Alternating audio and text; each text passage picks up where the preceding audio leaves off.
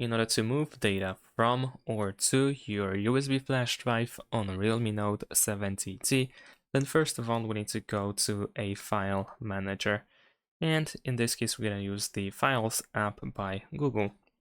Now over here we can start by either going to the internal storage or of course to the USB flash drive. And let's say we're going to choose the internal storage. Now we need to find our files that we wish to transfer.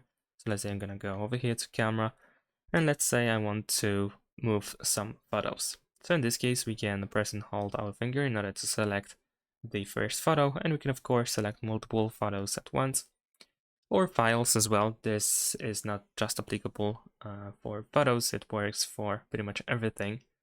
Tap on these three dots in the top right corner and we can choose Move To. And over here, of course, we need to choose our USB flash drive, since we are transferring from the internal storage to the flash drive. So let's select it, and then we can choose where we want to move it. And for example, we can choose like this folder, and then let's say we're gonna move here.